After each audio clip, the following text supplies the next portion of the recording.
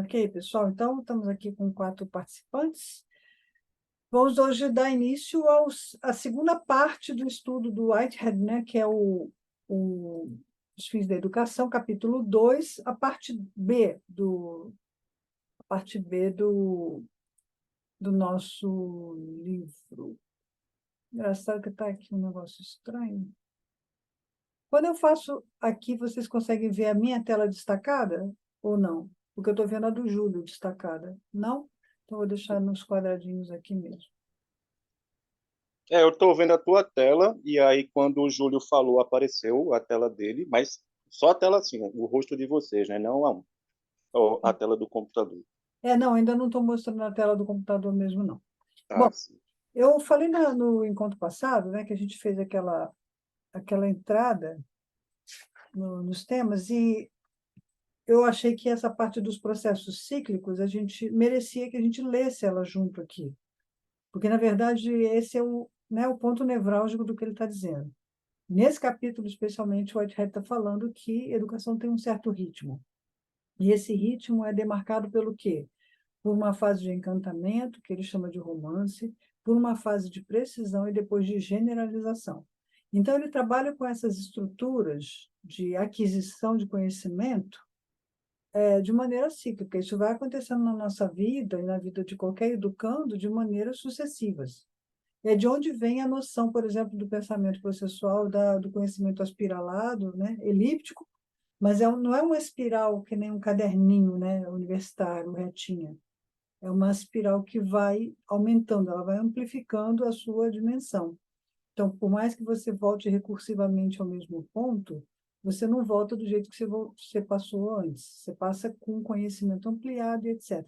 E isso você já vai vendo quando ele está falando aqui sobre ritmos da educação. Então, eu queria ler, quem tiver com o livro aí, o PDF do livro, a página 32, 33 e 34 aqui, essa parte dos processos cíclicos, porque eu acho que essa parte é muito importante, vale a pena ser lida na íntegra, tá? E aí a gente vai discorrendo e lá no fim a gente reserva aqueles 45 minutos finais lá para a gente poder fazer a nossa conversa e assim o encontro não passa de 1h30, né? E a gente consegue absorver bastante. Para quem está vindo hoje a primeira vez, a nossa dinâmica tem sido de meia hora, 40 minutos esgotar o conteúdo, né, do livro para a gente poder ter mais tempo conversando do que apresentando. Então, ele fala assim, ó, a educação deveria consistir de uma contínua repetição desses ciclos. Cada lição, em sua modesta contribuição, deveria formar um ciclo em redemoinho que emergiria do seu próprio processo originário e subordinado. Períodos mais longos deveriam resultar em aquisições definidas, que então formariam os pontos de partida para novos ciclos. Acho que eu posso colocar aqui o texto, né, na tela. O que é que vocês acham? Ele não interrompeu, ele parou mesmo. Então, eu vou agora compartilhar aqui a telinha, porque a gente vai ler esse trecho para a gente poder usufruir um pouquinho melhor desse conteúdo, né? Que eu acho que a gente precisa ler ele na íntegra para a gente poder compreender um pouquinho melhor o que ele está falando sobre esses processos cíclicos. Então, a educação deveria constituir uma contínua repetição de tais ciclos. Cada lição, em sua modesta contribuição, deveria formar um ciclo em redemoinho que emergiria de seu próprio processo originário e subordinado. Períodos mais longos deveriam resultar em aquisições definidas, que então formariam os pontos de partida para novos ciclos. Deveríamos banir a ideia de um término de educação mítico longínquo. Os alunos devem estar continuamente gozando de algum desfrute ou começando novos estudos. Se o professor tem um estímulo de, na exata proporção do seu êxito, satisfazer os anseios rítmicos dos seus alunos. O primeiro romance de uma criança está em seu despertar para a compreensão dos objetos e para a apreciação das suas conexões. Seu crescimento em mentalidade toma forma exterior de ocupar-se com a coordenação das suas percepções com as atividades do seu corpo. Seu primeiro estágio de precisão está em dominar a linguagem falada, como um instrumento para classificar sua contemplação dos objetos e para fortalecer a compreensão que tem das relações emocionais com outros seres. Seu estágio de generalização começa com o uso da linguagem para o desfrute classificado e ampliado dos objetos. Ou seja, o que o Whitehead está falando aqui é sobre o encantamento que... Vamos pegar um bebezinho, né? Saiu do ventre, ele não tem muita articulação com o mundo, mas ele está observando tudo com uma curiosidade aguçada, e essa curiosidade aguçada que ele tem é que faz ele começar a apreender conhecimento. Então, o que faz um bebê, por exemplo, sorrir de volta para um adulto que sorri para ele é um processo de interpretação enorme que está gerando na cabeça. E ele fala, vou repetir aqui só porque a gravação falhou da outra vez, ele fala que todo o nosso conhecimento, toda a nossa aprendizagem, qualquer etapa da vida, ele passa por esse tipo de desencadeamento. Primeiro, um encantamento, que é de onde ele vai desdobrar o conceito de love, for feelings, lá na frente, né? Encantamento, depois precisão e depois generalização. Então, sempre que ele estiver falando desses três conceitos, encantamento, né, ou romance, que é o que ele chama de romance, é o encantamento. Romance, precisão e generalização, ele está falando desses ciclos, né, que vão aspiralando e vão ganhando amplitude na medida em que eles circundam e estão indo para um campo maior. E aí, pensando que espiral, para o Whitehead, não é essa espiral do caderninho retinha, é elíptica. Ela vai repassando na mesma direção, mas sempre ampliada com um sentido muito maior do que tinha antes. Este primeiro ciclo de progresso intelectual, da aquisição da percepção para a aquisição da linguagem, e daí para o pensamento classificado e para a percepção mais aguçada, requer estudo mais cuidadoso. Tá? Acho que eu vou colocar... Alguém pode ser o vice o co-host aqui para eu poder me concentrar na leitura? Quem pode fazer o papel do co-host aqui do Zoom? Pode ser você, Júlio? Pode sim. Tá, que aí quando entrar uma pessoa aí tentando entrar no grupo, aí você já pode Tá, aceitá-la, tá? tá bom. Aqui... What? Ah, peraí, ele mudou meu status. Peraí, eu fiz uma mudança de status aqui que não era. Tá, eu sou o hospedeiro e o Júlio vai ser o co-host. Pronto, Júlio, agora você estava como co-host. Vai Tá. ficar mais fácil. Deixa eu voltar. Tirar a tela aqui.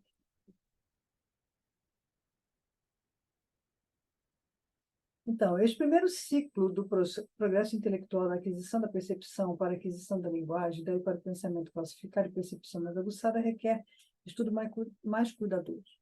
É o único ciclo do progresso que podemos observar em seu estado puramente natural.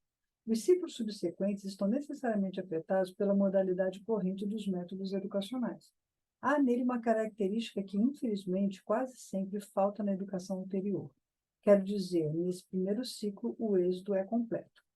Ao terminá-lo, a criança pode falar. Deixa eu ver aqui um pouquinho. A criança pode falar, suas ideias estão classificadas e as suas percepções aguçadas. O ciclo alcança o objetivo. Isso é muito mais do que se pode dizer a respeito da maioria dos sistemas de educação, como são aplicados à maioria dos alunos. Mas por que deveria ser assim? Certamente uma criança recém-nascida parece o indivíduo menos promissor para progresso intelectual, quando lembramos a difícil tarefa que ela enfrenta.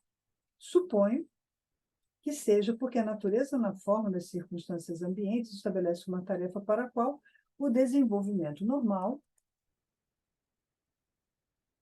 do seu cérebro está perfeitamente equipado. Não creio que exista qualquer mistério particular no fato de uma criança aprender a falar e, consequentemente, a pensar.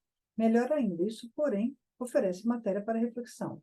Na educação subsequente, nós não procuramos processos cíclicos que, em um tempo finito, seguem seu curso e, dentro de sua limitada esfera, conseguem completo triunfo. Esta conclusão é característica notável do ciclo natural para as criancinhas. Mais tarde, iniciamos a criança em alguma matéria, digamos latim, e aos 10 anos esperamos que, por meio de um sistema uniforme de treinamento formal, ela alcance o êxito aos 20 anos. O resultado natural é o fracasso, tanto em interesse quanto em aquisição. Quando falo em fracasso, estou comparando nossos resultados com o brilhante êxito no primeiro ciclo natural. Não creio que o fracasso seja devido às nossas tarefas serem intrinsecamente muito difíceis, quando me lembro que o ciclo do infante é o mais difícil de todos. O que ele está chamando de fracasso aqui é que ele diz que o modo como o conhecimento é ensinado, ele é feito para despertar desinteresse nas pessoas. Então, acaba que, por isso que você tem alunos que são muito estudiosos, não porque a matéria é interessante, mas porque ele já era uma pessoa apaixonada pela educação e pela aprendizagem em si, então ele não perde interesse pela aprendizagem, embora o conteúdo que esteja sendo aplicado seja desinteressante. Mas existem outros tipos de alunos que eles precisam ser despertados com encantamento. E o que ele está dizendo é o seguinte: a gente não consegue, nos ciclos subsequentes da nossa educação, ter o mesmo sucesso que uma criança que está aprendendo a falar tem nos primeiros ciclos de educação dela. Isso é muito curioso, né? É porque as nossas tarefas estão dispostas de maneira artificial, sem ritmo e sem estímulo, de êxitos imediatos e sem concentração. Ainda não falei sobre esse caráter da concentração, que tão conspicuamente se liga ao progresso da criança. O ser inteiro do bebê fica absorvido na prática do seu ciclo. Nada mais tem a distraí-lo do seu desenvolvimento mental. Quanto a isso, existe notável diferença entre esse ciclo natural e a história subsequente do desenvolvimento do aluno. É perfeitamente evidente que a vida é muito mais variada e que a mente e o cérebro naturalmente se desenvolvem de maneira a adaptarem-se às muitas facetas do mundo em que está lançada a sua sorte. Ainda assim, descontando essa consideração, seria prudente concentrar um pouco em cada um dos ciclos subsequentes. Deveríamos evitar particularmente uma competição entre as matérias diversas do mesmo estágio dos seus ciclos. A falha na educação antiga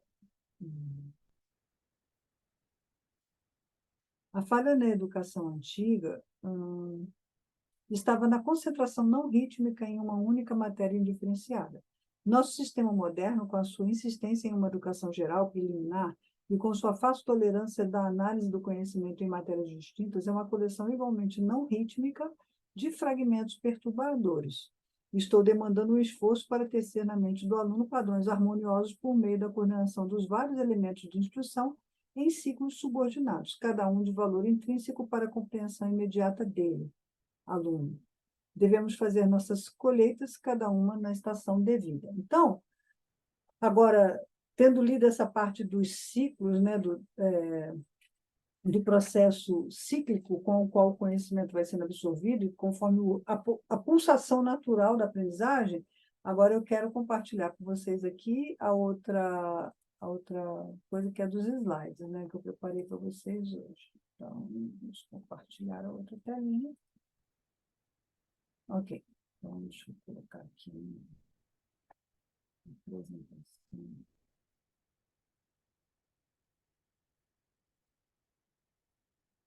Ok. Então, a partir daqui, a gente já consegue caminhar em cima dos destaques, porque eu achei importante a gente pontilhar, porque ele está falando de processo cíclico, senão a gente não entende o que ele vai falar depois, né? Então, o que ele quer agora é pegar toda essa ideia que ele desdobrou nos processos cíclicos e mostrar como é que elas acontecem na prática. Então, o que ele está tentando dizer de romance da adolescência? Não é a ideia romântica de romantismo, não, ele está falando de um encantamento. O que é? Aí ele usa a adolescência porque é o exemplo mais prático que ele tem de cara. Então, vamos pensar assim no adolescente apaixonado, fissurado por alguém que não dorme, não come, fica gelado. Quando a pessoa passa perto dele, dela, ele fica tremendo e perde o ar e tal. Por que tudo isso? Porque tem um encantamento, tem uma fascinação do adolescente por aquele outro ser que é alvo da admiração dele e que ele, inclusive, inocula toda a possibilidade de ser afetado pelos defeitos da pessoa. Ele só vê coisa boa.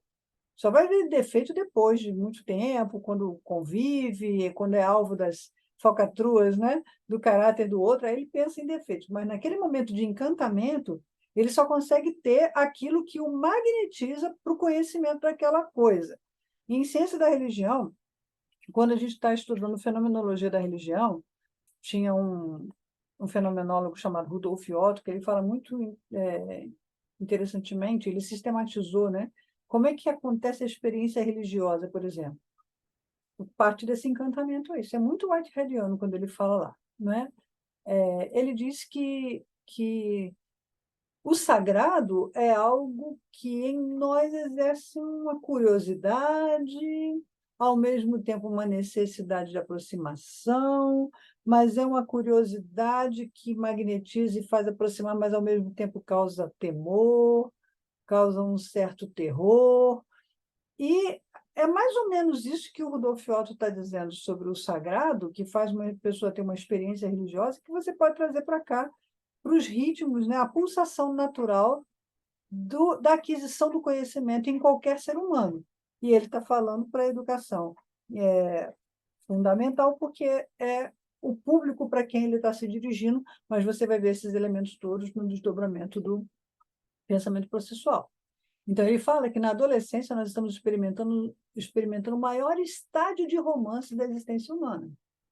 Ao mesmo tempo que a gente já sabe, aí, né, os neurocientistas já afirmam que nos 7 primeiros anos da vida de uma pessoa, ela está vivendo assim, o ápice de toda a sua fase de criatividade, e que passou dessa fase, a criatividade dela já começa a decrescer, e aí a gente olha para isso com um desespero absurdo, né? Porque quando a gente tem que ser mais produtivo é quando a gente está menos criativo.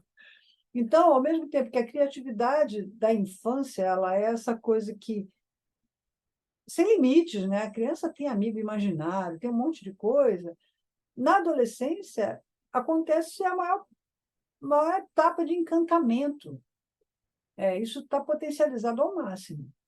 Nessa época de adolescência, né, as linhas do caráter dessa pessoa vão sendo configuradas e também seus ideais e a imaginação que ela possui vão sendo modelados. Veja, na época da infância, ela tinha isso ilimitado. Ela era um boom de criatividade e imaginação. Na época de adolescência, ela começa a modelar a imaginação. Então, é quando a criança entra no novo mundo, ela já domina o uso da linguagem nativa e começa agora a fazer o quê? Observar e manipular essa linguagem para se comunicar. O estágio que vem depois desse encantamento do romance é o estágio da precisão, que ele vai se prolongando como rodamuinhos do grande romance, ou seja, ele vai e volta, romantizando de novo, mas sempre amplificando a extensão desse romance. Então, elementos de precisão na aquisição de conhecimento nessa etapa são necessários, mas eles são fragmentários, porque a precisão ela não dá conta de exprimir como o cérebro está funcionando para adquirir conhecimento nessa etapa da vida. Então, a frase que eu destaquei daí é: o grande romance é a corrente que carrega a criança para a vida do espírito. E a gente sabe, né? E aí a gente não precisa nem vasculhar muito, porque a demonstração disso está na nossa cara todos os dias. O Brasil, como um dos países que tem os índices mais expressivos de pessoas em depressão, a gente sabe que a depressão é um desencantamento com a vida. É uma perda do romance. E aí você pensa que uma criança que é ensinada a perder o romance lá na fase embrionária dela de aprendizagem, de frequência à escola, que tipo de indivíduo essa pessoa vai se tornar? Então, isso traz para a gente uma problematização muito interessante, que é porque, por exemplo, por que a gente vê tantos casos agora de gente fazendo violência na escola, atirando, matando professor, matando coleguinha? O que está havendo nesse contexto que produz um ser humano desse? Bom, teríamos infinitas questões para trazer à tona aqui, mas é inegável que existe na mente de uma criança que pega uma arma e mata um colega, mata uma professora, uma total perda de romance, uma total de vida fora do espírito. Ela está como se fosse uma espécie de zumbi espiritual, está desencarnada, né, vamos dizer assim. É como se ela estivesse fora do corpo. Porque corpo e espírito é uma coisa só, não tem corpo fora de espírito. O espírito está associado ao corpo, né? Na cultura judaica, isso é muito frequente, ver esse tipo de conceituação. Então, a pessoa que perde o romance, perde o encantamento, ela é carregada para fora da vida do espírito, enquanto que o romance e o encantamento fazem a pessoa entrar na vida do espírito. Aí vamos falar um pouquinho de domínio da linguagem, né? É que ele fala o seguinte: lá a gente teve encantamento e vamos agora para a precisão. A fase da precisão, naquele ritmo cíclico lá que ele está falando, é a fase que vai fazer com que a gente tenha o quê? Domínio da linguagem. Então, a linguagem que a criança tinha até os 12 anos de idade, ela já está totalmente familiarizada, ela consegue se expressar fluentemente nas suas ideias, se comunicar com as pessoas dos seus círculos próximos, etc. O que ela vai precisar agora é o quê? Refinar essa linguagem. Então, o que o Whitehead está dizendo é que dos 12 aos 15 anos, deveria-se, na educação, fazer um ataque em massa à linguagem, fazer com que essa criança explorasse o máximo o uso dessa linguagem. Ele fala que esse é o período mais frutífero para que uma criança aprenda uma nova língua e que faça muita interpretação de texto. E ele fala o seguinte: mas tem que ensinar matérias como história, ciências, biologia, etc. Ele fala que tudo bem, pode ensinar essas matérias, só que elas precisam ser ministradas como se fosse um estudo de linguagem, para que elas possam entrar nesse espírito romântico que está dominando a cabeça da criança que está aprendendo. E ele fala que quando entra na fase de adquirir conhecimento científico, ele também precisa ser administrado nesse estágio de romance, para que a criança desenvolva vontade, paixão pelo conhecimento da história, pelo conhecimento da ciência, assim por diante. Mas sempre ensinado em forma de linguagem. Foi quando eu li esse trecho do Whitehead que eu entendi qual é o problema da educação com matemática. Primeiro, que no momento em que a gente está aprendendo a dominar a linguagem, até os 12 anos de idade, nós já somos ensinados a fazer conta de somar, de multiplicar, e não sei o que é abstração. A gente nem dominou língua, que é mais concreto para a gente, vai ter que fazer um mergulho na área de aprendizagem de abstração, que é um negócio que não faz muito sentido, mas está lá. E aí o que acontece? Dos 12 aos 15 anos, a gente já está treinando essa criança para poder fazer um vestibular. Tem jovens que começaram a estudar muito cedo e com 15 anos de idade já estão entrando na faculdade. E o que o Whitehead está dizendo é que isso é um estupro ao ritmo natural da educação. Tá? E que não podia ser assim de jeito nenhum. Então, olha o que ele fala. Todo treinamento para a aprendizagem da ciência, ele deveria começar e terminar na pesquisa e em dominar a matéria como ela ocorre na natureza. Ou seja, quando ele está falando lá, né, dos princípios de natureza, quando ele vai falar de bifurcação de natureza, ele está com isso aqui também em mente. Porque ele fala o seguinte: como é que eu vou ensinar para uma criança matemática nessa fase da vida, só com abstração, só com cálculos, só com fórmula, sem ensinar a olhar para as estrelas, por exemplo, para ver os desenhos das constelações, identificar as constelações lá, quais são as formas geométricas dessas constelações. Tem um cientista que ele fez uma série que era não sei se do History Channel, era da BBC, e depois acabou ficando no YouTube, e sobre essas coisas. E quando ele começa a mostrar como é que os primeiros matemáticos criaram as fórmulas matemáticas somente olhando para o céu e vendo os triângulos, é um negócio fascinante demais. Eu fiquei pensando, meu Deus do céu, se a matemática fosse ensinada desse jeito, eu não teria me sentido tão burra para aprender matemática. Eu nunca fui ensinada desse jeito. Então, se é ensinado de uma maneira entediante, como a gente vai esperar que a criança tenha interesse para aprender?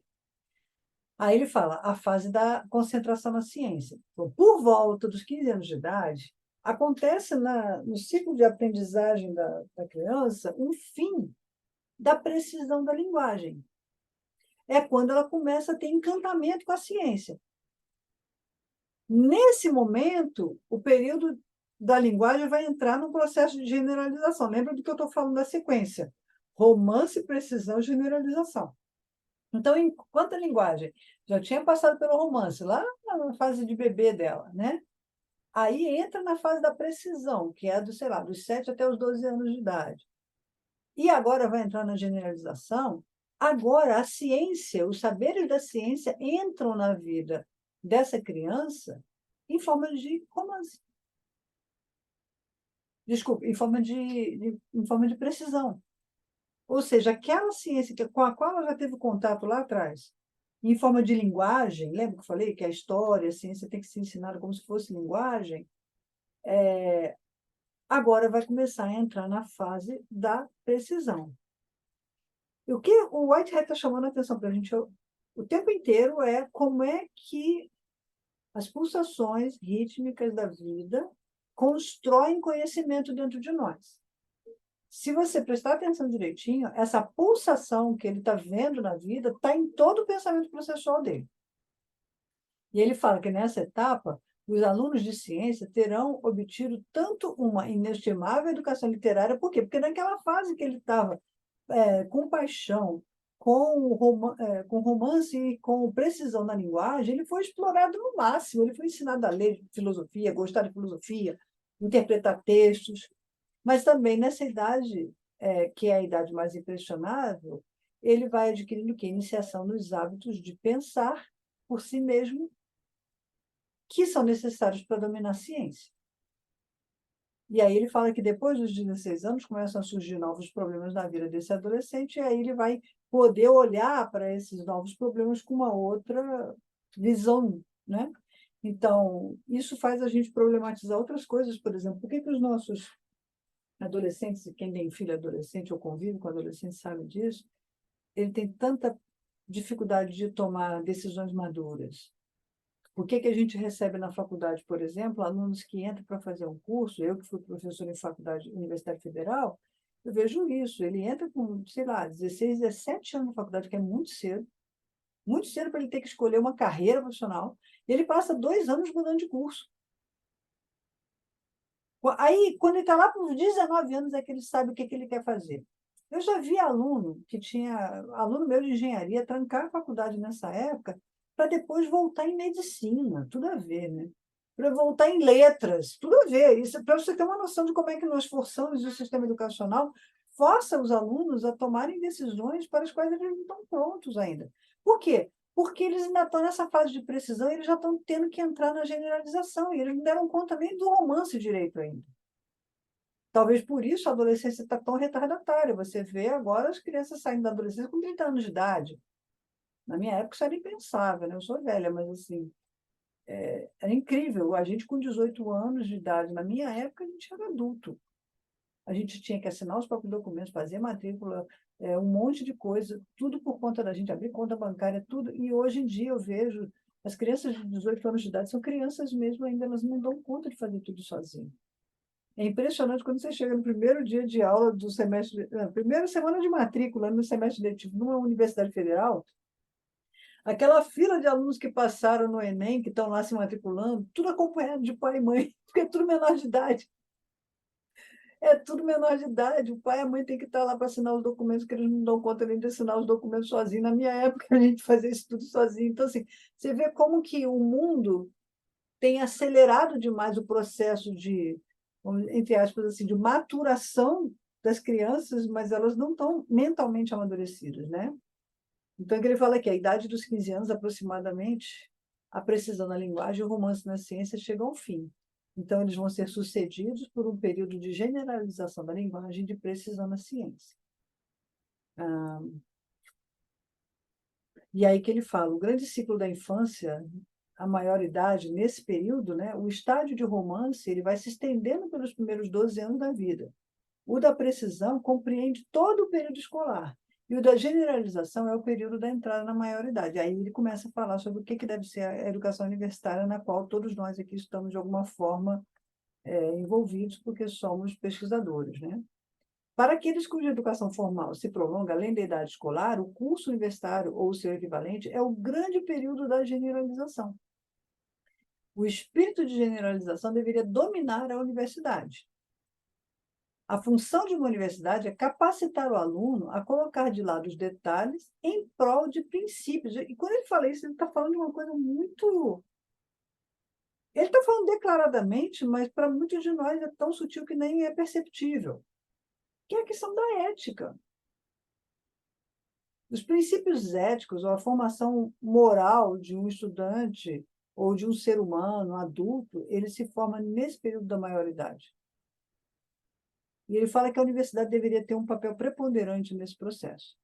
Um princípio que se nos gravou inteiramente no espírito é muito mais um hábito mental do que uma declaração formal. Ou seja, por que nós hoje temos problemas tão sérios com modelos mentais com os quais as pessoas funcionam?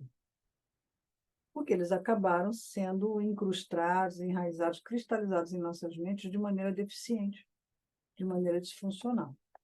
Mais um pouquinho para frente. A cultura mental nada mais é do que uma maneira satisfatória pelo qual a mente funcionará quando for ativada. E se a gente teve uma educação disfuncional, essa cultura mental ela também está disfuncional.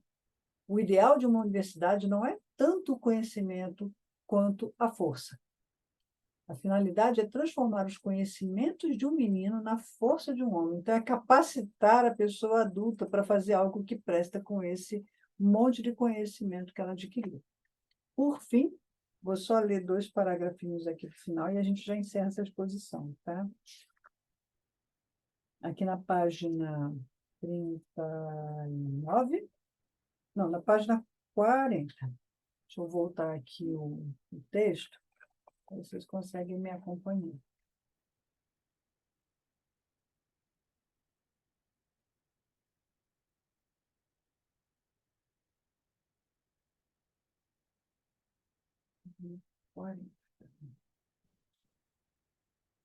O caráter rítmico do crescimento. Nesse último parágrafo, deixa eu com vocês. Tá. Olha o que ele fala aqui, né? A finalidade dessa palestra, que ele está dando essa palestra, né, para as universidades lá em Londres, depois o livro é compilado nos Estados Unidos, mas o público original dessas palestras é um público que está dialogando com Whitehead ali naqueles anos de 1910 até 1917, antes efetivamente, né, da entrada na Primeira Guerra, até 14, obviamente, que na Primeira Guerra Mundial houve muita diferença de atuação dele, mas de 10 a 14, quando ele já tinha saído de Cambridge, está em Londres como educador. O Whitehead que escreve nessa fase é o Whitehead que é historiador da ciência, não é o matemático. Ele está fazendo alta crítica educacional ao processo como a ciência e a matemática ensinaram. Então, a finalidade dessa palestra é frisar o caráter rítmico do crescimento. A vida espiritual interior de um homem é uma teia de muitos fios, e eles não crescem todos juntos por extensão uniforme. Mais para frente aqui um pouquinho, aqui pegando desse pontinho aqui, né? É que o desenvolvimento da mentalidade se apresenta como um ritmo que compreende o entrelaçar de ciclos, sendo o processo total dominado por um ciclo maior do mesmo caráter geral dos seus redemoinhos menores. E aqui no finalzinho, a ordem, aqui, ó, começa aqui, né? A ordem verdadeiramente importante é a ordem de qualidade que o processo educacional deve assumir. Por fim, aqui o último conselho dele, a minha segunda advertência é pedir-lhes que não exagerem até a agudez a distinção entre os 3 estágios de um ciclo. Tenho forte suspeita de que muitos dos senhores, quando me ouvirem detalhar os 3 estádios em cada ciclo, disseram a si mesmos: como é próprio de um matemático fazer divisões tão formais? Asseguro que não é a matemática, mas a incompetência literária que pode ter me levado ao erro sobre o qual estou advertindo. Naturalmente, refiro-me o tempo todo a uma distinção de ênfase de qualidade penetrante. Romance, precisão e generalização estão todos presentes, mas há uma alternação de dominância, e é essa alternação que constitui os ciclos. Uau! Alternação de dominância, ou seja, em todos os momentos está havendo romance, está havendo precisão e está havendo generalização nas nossas aquisições de conhecimento. Mas eles se alternam. Se nessa fase a minha pulsão rítmica para aprender é linguagem, nesse momento eu vou estar encantada com linguagem, na fase seguinte eu vou estar, obviamente, fazendo precisão da linguagem, adquirindo precisão da linguagem para depois eu generalizar. Aí eu entrei naquela fase que o meu encantamento é com ciências. Então, ali eu vou estar em romance, nas ciências para depois eu entrar em precisão na ciência e depois entrar em generalização. E ele fala que tudo isso vai se alternando conforme os diferentes níveis de saberes. E que na hora que a gente for trazer, e aí para quem está fazendo licenciatura, né, vai lecionar no ensino fundamental, é imprescindível a gente entender qual é o ritmo de educação, né, que os nossos alunos estão vivenciando, porque agora, com essas conjunturas que a gente tem vivido, se a gente olhar para o ritmo de aprendizagem dos alunos, a gente vai perceber que não vai coincidir necessariamente com essas idades que o Whitehead fixou lá no início do século XX, porque está tudo muito alterado. As crianças, hoje em dia, né? Quem é pai de menino, eu tenho uns amigos que acabou de nascer filhinha mulher, eu olhei para a cara deles e falei, tadinho de você, eu estou com uma pena. E eles assim, eu estou desesperado, Lília. Eu falei, porque as menininhas de hoje em dia já saem das fraldas sendo feministas, né? Então, assim, é um negócio muito doido. E lidar com toda essa tensão para um pai novato, ele tinha filho homem, tranquilão, levava para assistir o jogo do Palmeiras, não sei o quê. Chegou uma menina na família, eu falei, eu estou com pena de você. Você, por favor, reza por mim, porque é desesperador, porque é uma vanguarda, assim, né? E até mesmo as mulheres grávidas, elas têm um contato absolutamente intenso com meios de comunicação. E isso está estimulando, né? Nós estamos mudando geneticamente em relação à comunicação. É isso, senhores. Terminei aqui dentro dos meus 40, 50 minutos de exposição e a gente tem aí mais 40 minutinhos para a gente conversar. Quem quer pontuar o quê?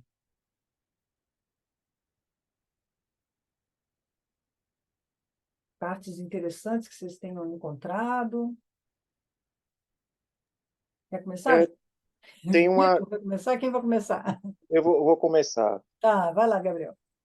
É, mas assim, na tua fala tu já esclareceu, né? Então eu vou só como se fosse trazer novamente, mas tu já esclareceu. Dois pontos interessantes, inclusive, que foram da última reunião e aí nessa, né, ficaram mais claros. A questão do romance, ou encantamento, né? Que já para mim já parecia um pouco que poderia ter uma interpretação, eu acho que até teve na reunião anterior, um pouco não seria superficial, mas não assim, da apresentação, nada disso não. Então, levar um entendimento sobre o termo encantamento, romance, é, que seria, que eu acho que leva um pouco ao engano, assim.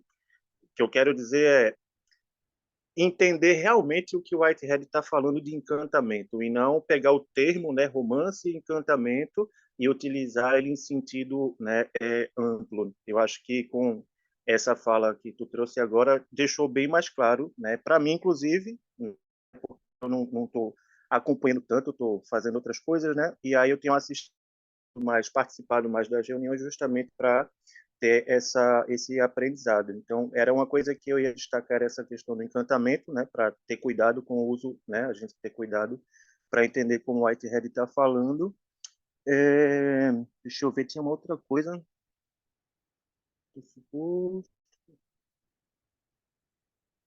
Não, acho que não estou lembrando agora a segunda questão, mas a principal que eu queria, né, pontuar era só essa mesmo de o que é que ele está falando de encantamento e como eu disse tu já esclareceu bem, né, nesse segundo encontro.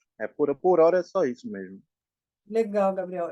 Inclusive, a gente precisa entender o seguinte, por isso que eu faço questão dessa coisa da gente ler o Whitehead na ordem que ele foi escrevendo os escritos, né? Porque o Whitehead, em 1910, falando romance, é o Whitehead, em 1929, falando do for Feelings. Ele próprio vai aprimorando esse conceito.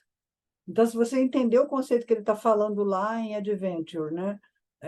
Como Lure for Feelings, ou alguma coisa assim, ou em Modes of Thought, pensa que lá em 1910, quando ele estava começando a desdobrar isso, ele chamava isso de romance. Entendeu? Então, é a linguagem evolutiva que ele mesmo vai desdobrando. Uhum, entendi. Quem mais?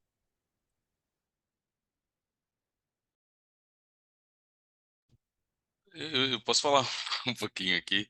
É, enfim, tem várias coisinhas assim que a leitura desses capítulos, desse livro em particular, ela ao mesmo tempo, para mim, pelo menos, ela é ao mesmo tempo, assim, talvez em igual medida, é, estimulante e também me deixa um pouco deprimido, assim, porque eu que estou na universidade, né? É, nossa, como você falou, né, Lili, assim, hoje se a gente fosse fazer algo com a mesma intenção do Whitehead lá atrás, os estágios teriam que ser descritos de maneiras diferentes, né? Porque de fato o mundo mudou bastante, né?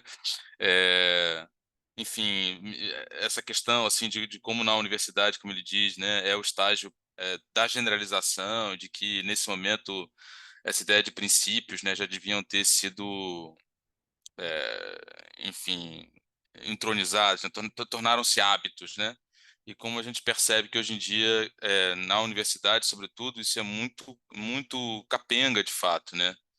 Então, enfim, é isso, eles chegam na universidade com uma defasagem gigantesca, assim, problemas de organização de pensamento, né?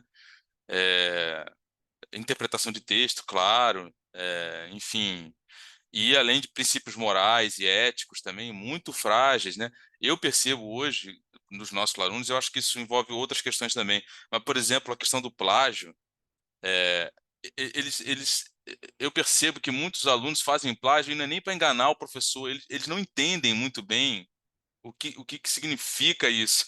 Entende?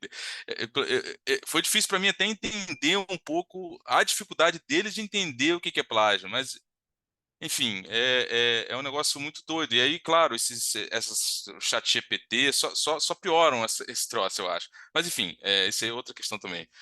Mas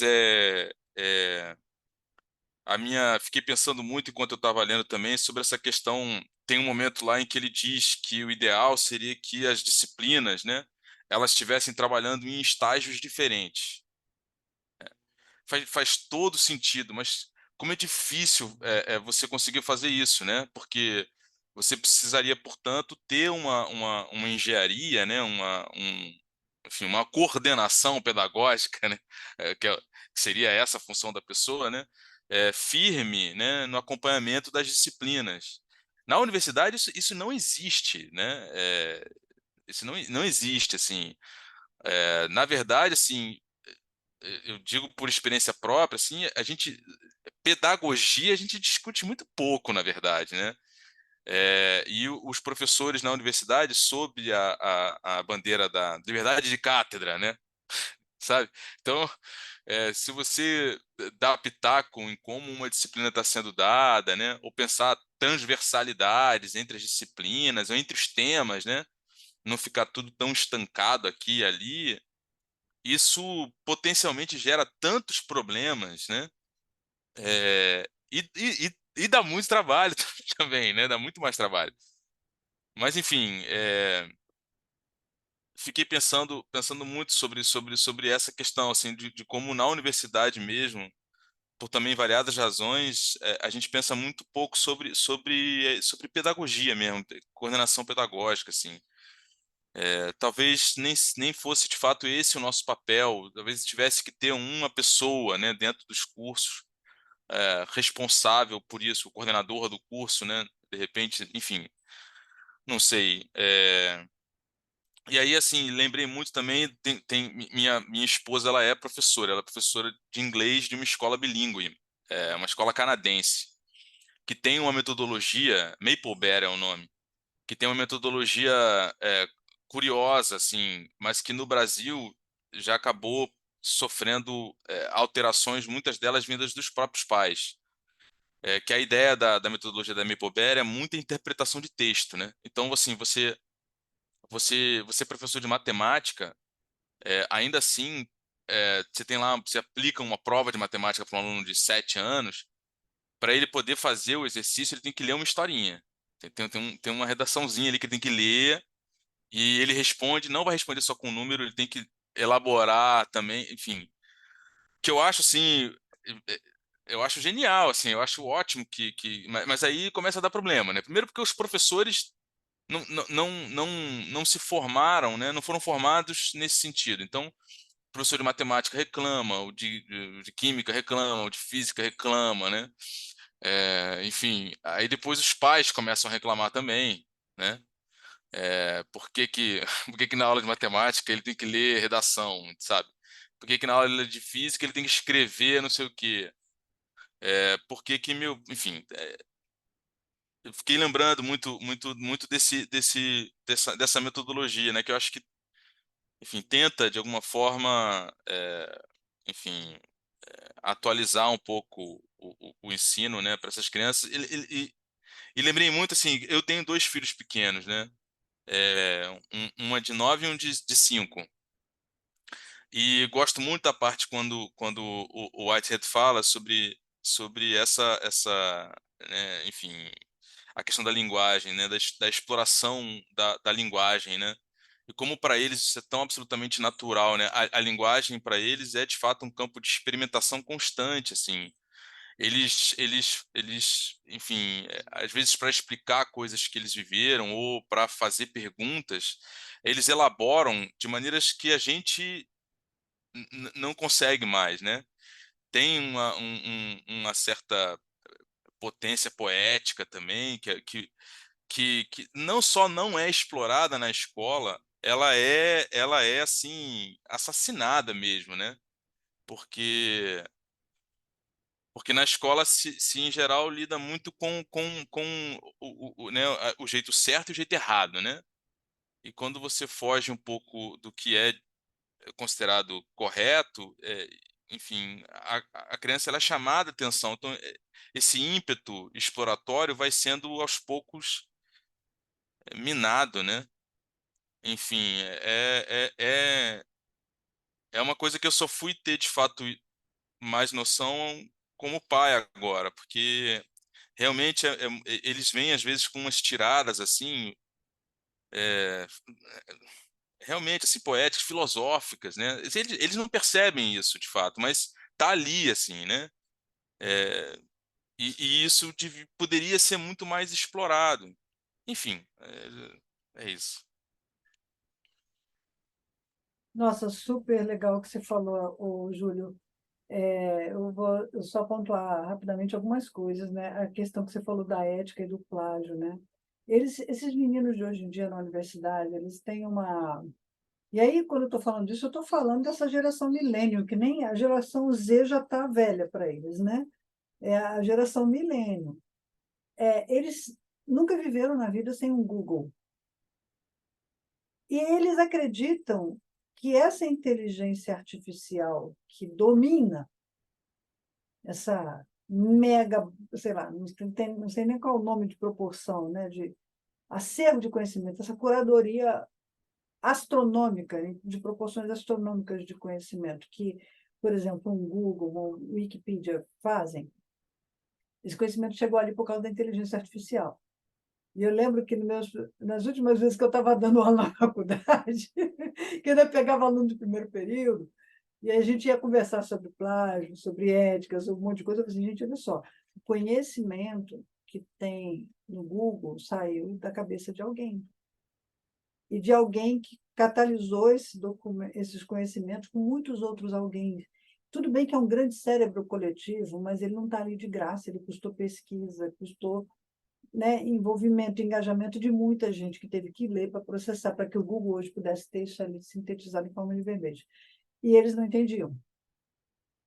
Eles não entendiam que isso não era uma coisa que eles pudessem se apropriar daquilo como se fosse deles. E eu entendo direitinho o que você está falando aí, né? E a questão da universidade sem pedagogia, isso está preocupando muitos educadores da educação superior, e aí o Otávio, né, está passando uma situação engraçada. Ele tomou posse lá numa universidade distrital, lá em Brasília, que ela é estadual, e a reitoria toda da universidade, todos os cargos diretivos são cargos comissionados, e alguém andou colocando lá um monte de pedagogo para dirigir. Só que aí o problema é que o pedagogo está querendo colocar brinquedoteca em tudo. E isso está virando um fenômeno, porque ele falou que a prima dele, sei lá, tia, não sei quem, que dá aula de letras numa outra universidade em outro estado, também está enfrentando o mesmo problema. Tudo bem, a gente tem um problema de falta de pedagogia mesmo, Inclusive, era uma queixa que eu tinha antes, porque quando eu lecionei para a formação de teologia, na mesma universidade que eu dava aula lá, tinha também o curso de pedagogia. Então, o corpo docente era o mesmo, que lecionava para pedagogia e para teologia. E eu percebia a grande distância que tinha quando um professor não tinha passado por uma licenciatura, como é que ele preparava a aula e quando ele tinha passado. Então, Vitor, você que está numa licenciatura, louve a Deus pelas matérias da pedagogia que você tem que estudar, porque elas te formam um profissional diferente. O problema é que isso não está sendo otimizado, né? Vamos dizer assim. Isso não está sendo bem aproveitado, mas tem um potencial enorme ali, né? E você estava falando da questão dos pós, questionando, né, por que o aluno tá para aprender matemática tem que ler uma história e tal. Nossa, eu vi isso, e olha que meus filhos, eu tenho um filho de 30 e outro de 27. Na época que eles estavam na escola, eu já via pai e mãe questionando esse tipo de coisa. Mas eu me lembrei de uma coisa agora, que eu tive recente assistindo aquela exposição que tem lá na Casa Japão, né? Japão House, lá na Paulista. E eles estão com duas exposições lá, uma de miniaturas, que o cara fez uma miniatura da cidade, um monte de coisa com comida, e outra de brinquedos japoneses. Aí eu subi para ver os brinquedos japoneses. E é muito impressionante como é que o japonês ele coloca princípios matemáticos e em tudo, na educação preliminar dele, no modo como a criança vê a cara do bichinho, que já está provado que os bebês gostam de feições redondas e tal, e ele já vai explorando a educação das esferas e algumas coisas por ali. E a criança não sente. Aí depois a gente quer reclamar que os caras são precisos, eles são o bicho, né? Eles são os tigres asiáticos que nos metem medo, porque os caras têm um potencial de realização absurdo. Então, assim, existem formas sutis, né, de se colocar esse conhecimento mais técnico na educação, mas que os nossos próprios professores, como você estava dizendo, Júlia, eles não estão treinados para serem criativos. E se isso aqui o Whitehead falou em 1910 e já era tão questionado por ele, tão criticado por ele, imagina hoje, né? A potência prática e poética que se falou também das crianças, né? Eu tenho um amigo que sempre que ele vai dar conferência, ele fala dos questionamentos que os filhos dele fizeram. E aí eu viro para ele e falo assim, cara, eu adoro quando você traz a sua filosofia de casa, filosofia da mesa do café. Porque são as coisas mais ricas que ele traz no diálogo, são as contribuições que as crianças fazem com as perguntas escabrosas que elas criam. A filha dele, de 8 anos de idade, virou para ele e falou assim, a sua geração fracassou. Como assim? Vocês não deram conta de cuidar dos deficientes? Vocês não deram conta de cuidar da natureza? E as pessoas LGBT? Ele ficou assim, chapado para trás, né?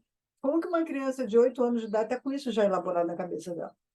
Ela olha para o adulto e vê que o adulto não deu conta de verdade. Bom, parei de pontuar. Quem mais quer falar aí? Pois é, eu fico pensando assim na questão da tecnologia bastante, né?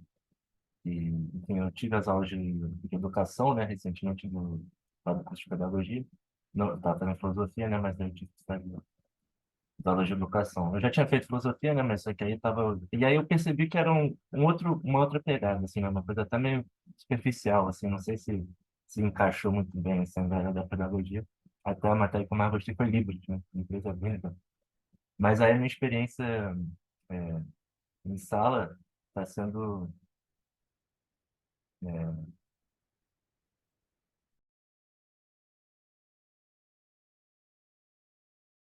Até caiu, foi tão chocante que a conexão dele caiu. Mas deve estar sendo muito desafiador para ele, né? Estou imaginando como está. Vamos ver se ele volta aí. O Fala. Lília e a todos aí, é a primeira vez que eu nem eu não ia falar, eu tenho prometido para não falar, para enfim ganhar um pouco mais de corpo aqui na dinâmica. Mas algo que me chamou a atenção. Josias, é, deixa eu só te interromper um pouquinho. Você está falando da onde, da tua área de atuação?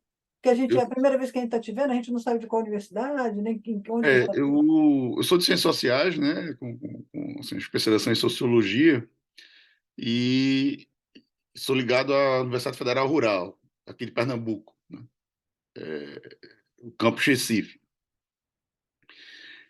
Mas já estou tô em universidade federal, estou desde 2006.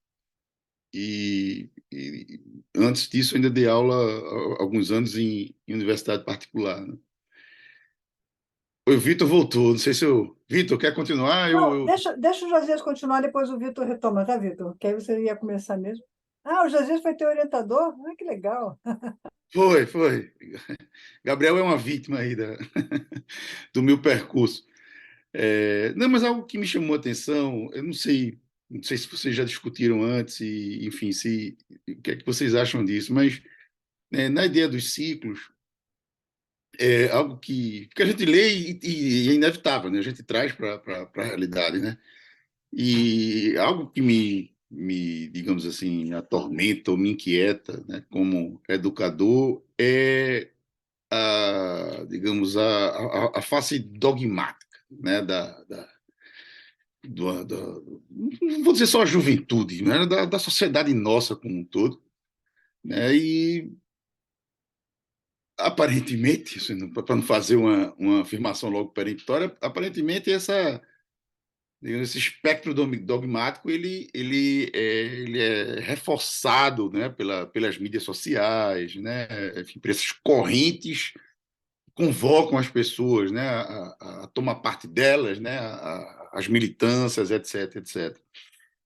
Tanto que eu estou para escrever só um parênteses, eu estou querendo escrever aqui para a revista Suplemento, né, Cultural, que é a revista daqui de Pernambuco, editada que tem muita circulação aqui em Pernambuco, acho que não sei fora daqui. Pegando um verso de Fernando Pessoa, né, quando ele diz que o rio da minha aldeia, né, aquele poema de Pessoa, que no verso ele diz que o rio da aldeia dele é mais livre porque pertence a menos gente, né? Pessoa é um cara que me toca profundamente, assim, esses versos dele me levam a... E aí eu sempre imagino, né, sempre penso isso, como as pessoas, o grau de adesão a essas correntes de opinião, logicamente, tolhe, né, e tira a liberdade das pessoas. Bom, isso tem a ver com o quê? Isso tem a ver com, ou seja, com o texto e a leitura que eu fiz dele. É a ideia do romance, né? A ideia do encanto.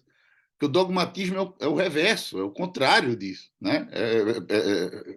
Enfim, é você adormecer, né? E você permanece ali dentro de um turbilhão que você repete, né? Basicamente, você vira um repetidor, né? De ideias que já são pré-estruturadas e repetidas, às vezes só revestidas com uma palavra ou outra diferente, mas algo que não que é a anticriatividade, né? É você abraçar isso. E isso, para mim, é um problema seríssimo, né? Nas humanidades como um todo. Não é uma questão brasileira, é uma questão mundial.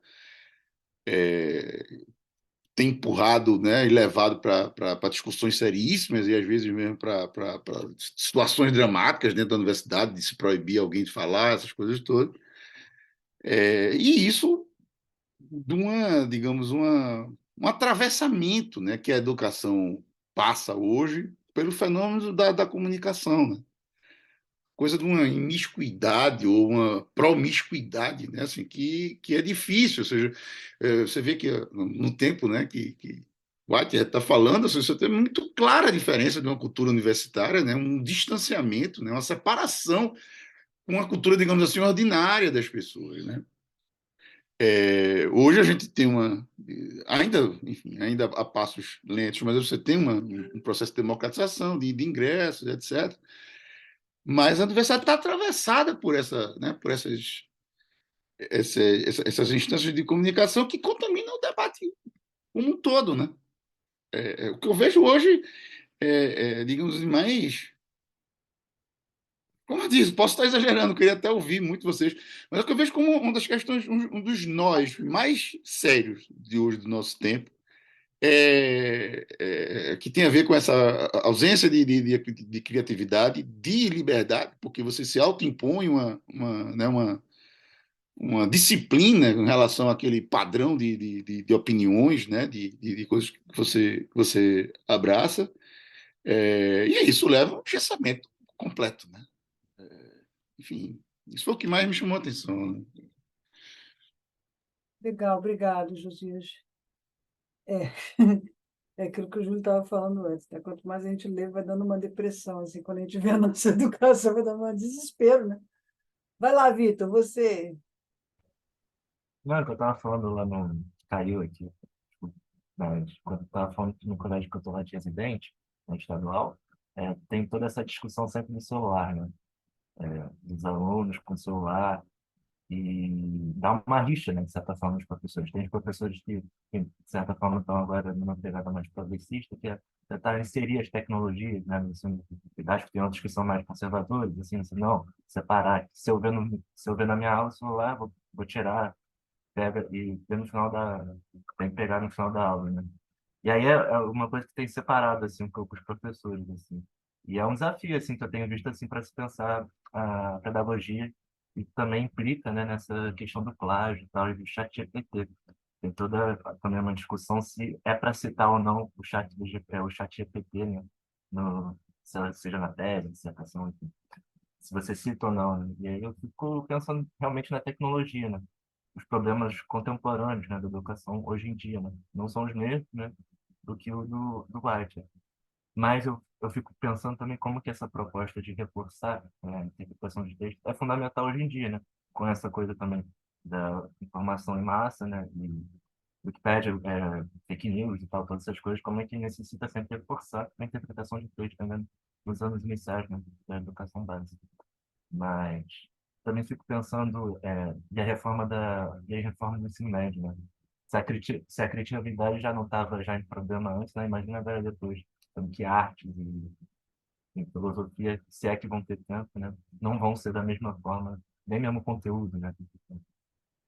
É, vai ser o mesmo que antes era, né? Então, realmente, para a educação, cada vez mais desastroso, né? A perspectiva.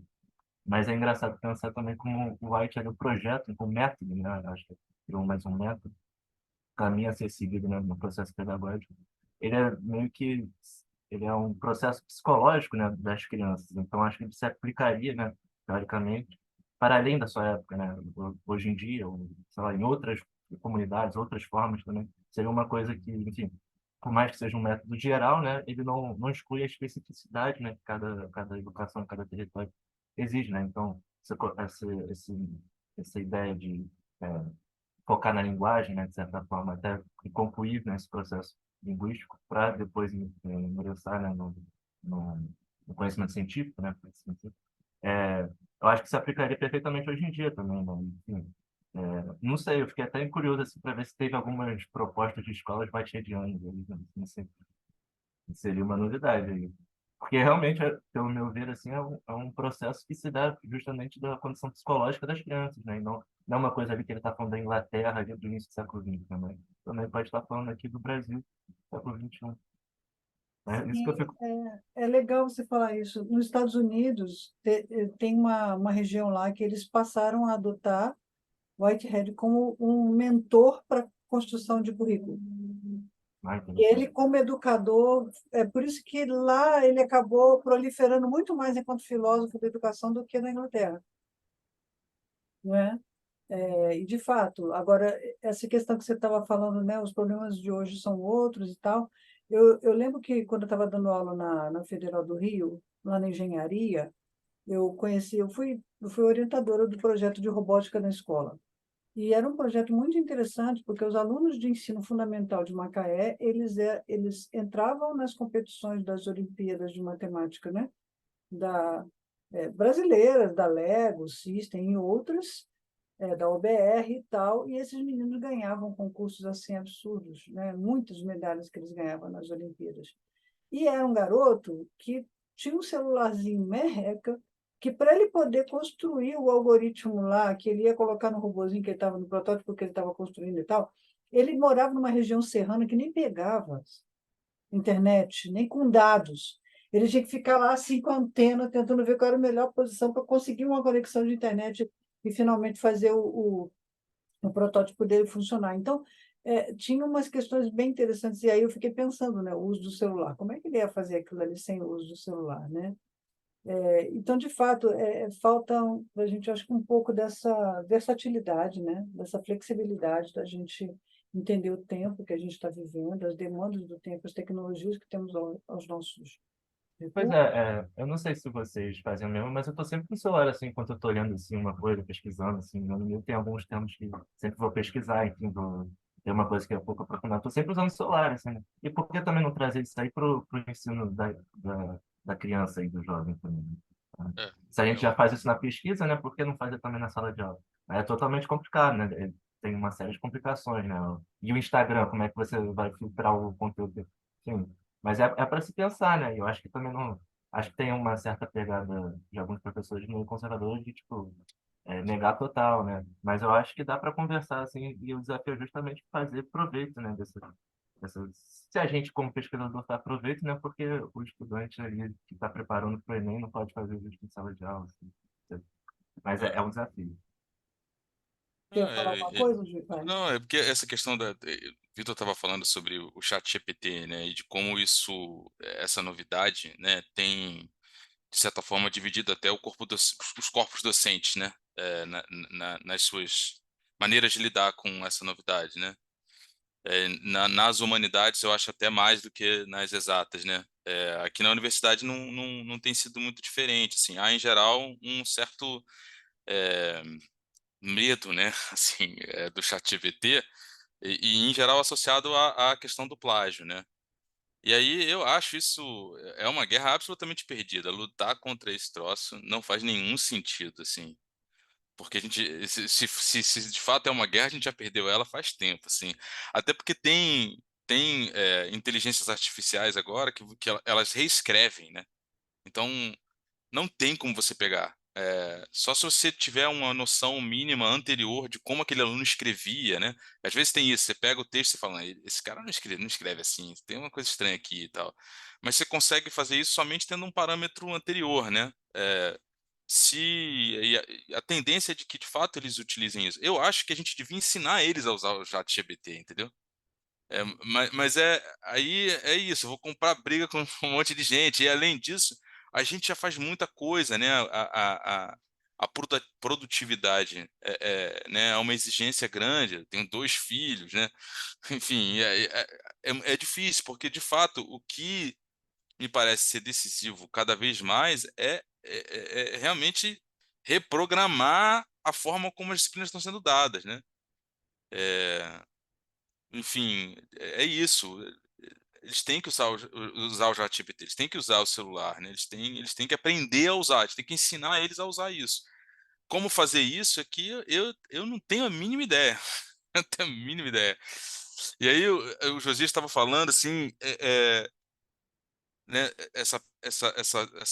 de como os alunos estão perdendo, né, criatividade, eles são cada vez mais dependentes, e é muito curioso, eu fico chamando a atenção deles o tempo todo nesse sentido, porque eles estão sempre pedindo mais liberdade, né? Mas quando a gente dá, eles não sabem o que fazer com aquilo, né? Você dá assim um exercício assim, como eu às vezes dou. Não, qual é o trabalho? O trabalho é você escolhe um filme, aí eu dou uma lista lá, pode ser qualquer filme desse diretor aqui ou dessa diretora ali, tal, tal. Pega e escreve 3 páginas. Eles ficam endoidecidos. Mas como assim, professor? O que você quer que eu escreva? Eu acabei, você, sei lá, você que tem que saber. Eu não sei. Você tem que pegar, escolher um filme e escrever 3 páginas sobre ele.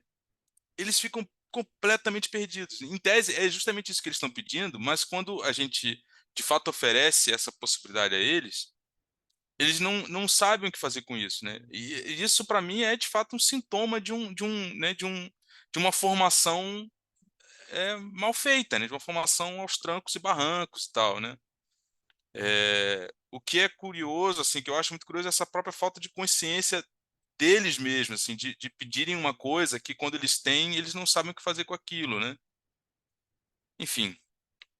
É super legal isso que você está falando, e só me vem à mente aquela ideia que a gente já tinha conversado no ano passado, que é o que o pessoal lá na Califórnia faz, né? O Festival de Filmes Whitehead, que são os filmes que trabalham as temáticas, né, do processo e etc., e trazem, conduzem para a reflexão, que é exatamente isso, né? Como você elabora conhecimento a partir de um insumo que te vem da arte de outros lugares. E eu tenho muito interesse com essa questão da estética, né? No Whitehead tenho muito interesse mesmo. Estou vendo aí as possibilidades de fazer um pós-doutorado com um cara que estuda muito essa questão de estética e para eu poder aprofundar um pouquinho isso, que eu acho que ele tem muito para contribuir. Esses 2 professores de matemática que eu menciono na minha tese, e que, para mim, são um super exemplo de gente que usou formas processuais, né? E orgânicas de ensinar matemática e fizeram assim, um avanço enorme, mas porque esses caras estão muito impregnados de estética, sabe? O tempo inteiro. Acho que tem os dois professores, eles estão lá na minha tese. Um deles é o Luiz Felipe Lins, que foi eleito o professor nota 10, né? Vários prêmios aí. E a outra é a Daniela, acho que é Silva o nome dela. Eu tenho os links dos dois vídeos, das entrevistas que eu fiz com eles, da tese, eu posso mandar para vocês, está no meu YouTube, eu tenho lá. Mas vale a pena conversar com eles sobre isso, né? Porque é o trabalho deles que eu documento na minha tese. Alessandro, só falta tu para a gente poder encerrar aqui o nosso encontro de hoje. Ah, obrigado. Não, Legal. muito legal o encontro, né? Assim, esse capítulo em especial, né? Eu achei muito tocante nessa proposição do Whitehead, o foco e a energia que ele coloca na questão do ritmo, né? Eu acho que isso é uma ideia muito poderosa, assim, do ponto de vista de educação, para além do método, do conteúdo, que é o que é mais, o senso comum foca mais, né? Ele trazer a questão da ritmicidade como um fator crítico no processo de aprendizagem, de desenvolvimento. Eu acho muito perspicaz, até pela época dele, porque hoje a gente até conhece um pouco mais isso do ponto de vista neurocientífico, né, de como que isso opera. Por exemplo, os treinamentos, a educação, por exemplo, baseado em mindfulness, né, ela trabalha muito estratégias de foco e desfoco da atenção, né, o ir e o voltar, né. Tem até um exercício clássico de mindfulness que é chamado de 3 passos, em que você começa primeiro fazendo um grande escaneamento, um grande inventário do corpo, quase que numa aventura romântica, né? E depois você traz aquilo para um centro, geralmente para respiração ou para uma âncora, trazendo uma maior precisão, né, na atenção, e depois você retorna no terceiro par, ampliando para o corpo e generalizando até para o ambiente, né? E tem um monte de estudo, né, de neurociência mostrando que esse movimento de fazer essa pulsação, né, cria neuroplasticidade, cria repertório cognitivo, cria flexibilização experiencial, tem um monte de efeito, um simples exercício cíclico, né, de você ter esse pulso de abrir, fechar, focar, desfocar, ir e vir, observar a ida e a volta da atenção, né? Então, isso é muito poderoso, isso é biológico, é físico. Se a gente pensar, por exemplo, exercício físico, né? Se a gente vai para uma academia treinar, é o ritmo que faz a hipertrofia, né? Se a gente não tiver série, não tiver ciclo não tem ganho, não adianta só a carga, não é o tipo de exercício. Tem que ter série, tem que ter, fazer a série, parar um pouco, voltar a fazer. Então, essa ritmicidade é fundamental, né? E trazer isso para a educação é incrível, né? Então, realmente, eu sou muito afetado, realmente, com essa ideia. E também isso que o Josias trouxe também, né, que se é uma questão de ritmo, na medida que a gente se conecta com a tecnologia, né, de informação, da comunicação, né, na verdade, a gente é atravessado por uma espécie de outro ritmo, né? Não sei nem se dá para dizer se é ritmo, ou se na verdade é quase que uma desritmia, né? Porque você não deixa esse ritmo mais acontecer, você cria vários distratores, vários desfocos de uma forma quase que caótica, mais ou menos como se o celular fosse uma espécie de marca-passo estragado, né? Que a gente cola na gente e fica jogando aquele ritmo aleatório e não deixa o ritmo do aprendizado e da educação se efetuar, né? Então, eu acho que é um problema da nossa era, super contemporâneo isso que ele traz, é uma problemática que a gente vive e a gente pode pensar isso de diversas formas, né? Mas eu acho muito poderosa essa ideia do ritmo, né, na educação. Acho que é isso. Então, a gente tinha uma proposta aí da gente já ir começar a sintetizar, né, as ideias e ir construindo texto, né, sobre isso. Que a ideia não era somente a gente ler e discutir aqui, mas a partir das discussões a gente ir fazendo uma curadoria, né, do que está sendo concluído aqui. Para depois a gente transformar isso num artigo ou num paper, ou até mesmo numa coletânea de reflexões, para a gente já começar a ter material nosso produzido a partir do grupo de pesquisa, né? Não sei qual seria a melhor forma de fazer isso, não sei se a gente elege uma pessoa por mês ou alguém se voluntaria. Por exemplo, esse mês eu dou conta de fazer assim, quer dizer, né, eu vou fazer uma resenha desse encontro, né, escrita. Né? E não precisa ser coisa longa, pode ser uma lauda só, né? Acho que se a gente fizesse um desse por encontro, como os encontros estão ficando gravados lá, de repente a gente podia dividir o trabalho, né? Cada um pegava uma para fazer a resenha. Como eu estou apresentando todas elas, então eu vou ficar livre da resenha. Porque é legal ter uma outra, né? Um outro olhar, uma outra pessoa fazendo, mas acho que seria importante a gente começar a fazer essas resenhas por escrito, né? Tá bom, gente? Então, obrigada aí pela participação. Estou gostando de ver. O pessoal está se sustentando aqui nos nossos estudos desse livro tão simples, mas ao mesmo tempo tão complexo, né? É um livro complexo. O pessoal subestima os fins da educação, mas ele é bem complexo. Então, até a próxima. A gente se vê aí na última semana de agosto. Até mais. Tchau. Até mais, gente. Tchau, tchau. Ó.